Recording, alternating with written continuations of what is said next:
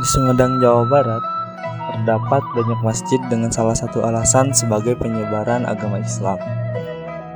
Salah satu masjid tersebut adalah Masjid Besar Tegal Kalong, yang menjadi tempat ibadah umat Islam, khususnya di wilayah tersebut.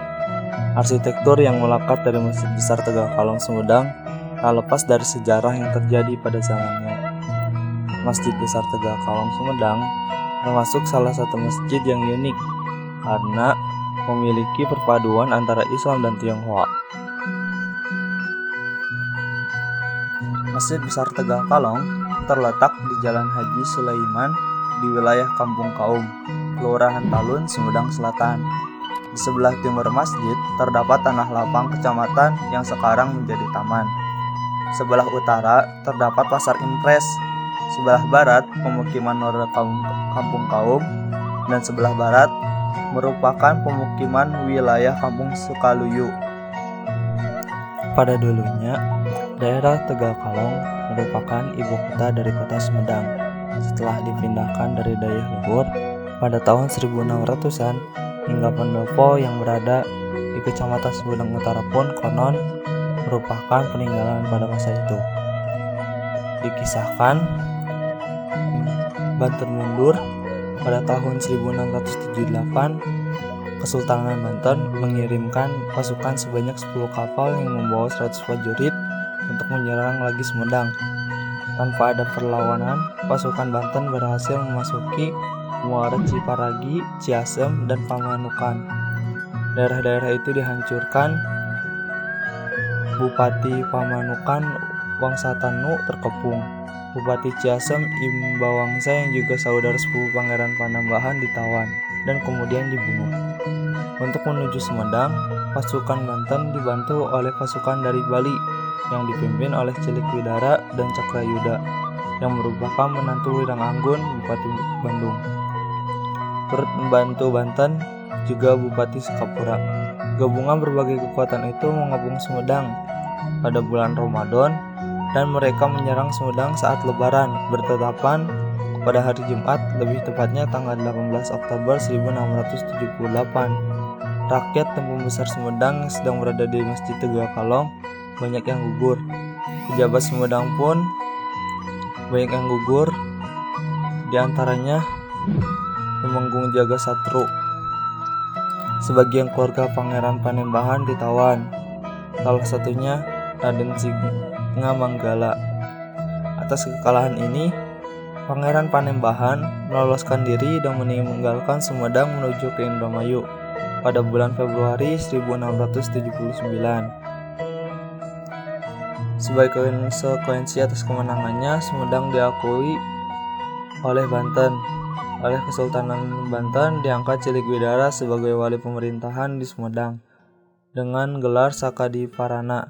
Diangkat menjadi patihnya adalah Temenggung Wiranggun dengan gelar Arya Sakaridiraja.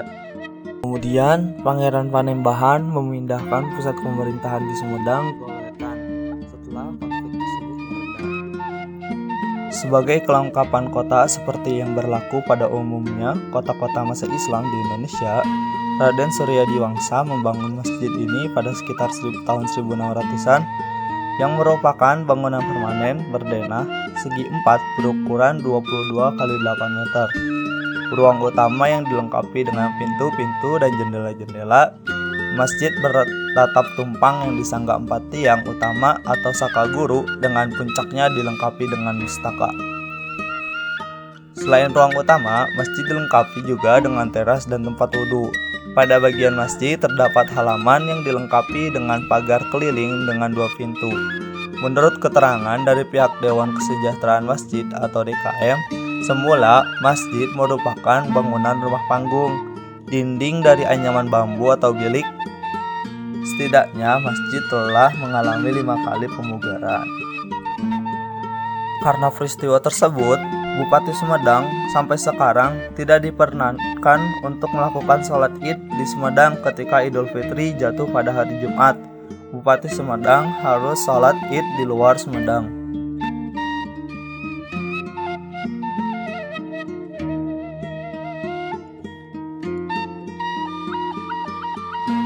Terlihat Desain masjid yang menarik berasal dari pagarnya berwarna hijau dan di dinding bercat warna putih.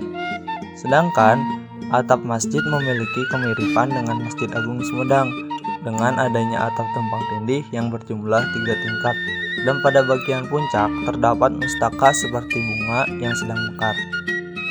Bangunan Masjid Tegal Kalong tidak terlalu tinggi dengan jarak dari pintu ke langit-langit hanya sekitar 30 cm.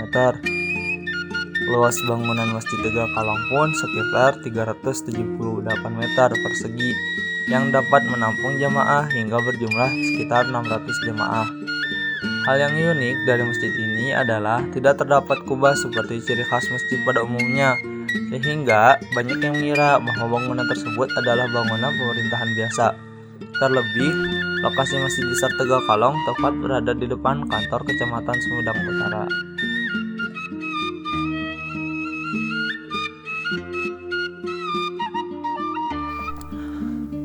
Masjid Besar Tegal Kalong pernah mengalami beberapa kali renovasi seperti yang telah disampaikan oleh Dewan Keluarga Masjid DKM Tegal Kalong, Bakhren Syamsul Bahri. Namun ciri khas pada masjid tersebut yaitu atap yang bertumpang dan mustaka tetap dibiarkan, tidak ada perubahan sama sekali. Salah satu alasan dari renovasi Masjid Besar Tegal Kalong adalah dikarenakan kapasitas daya tampung Masjid Besar Tegal Kalong sudah tidak memenuhi jamaah yang melaksanakan ibadah. Masjid Besar Tegal Kalong diubah dengan nama Masjid Besar Al-Falah Tegal Kalong pada tahun 1985.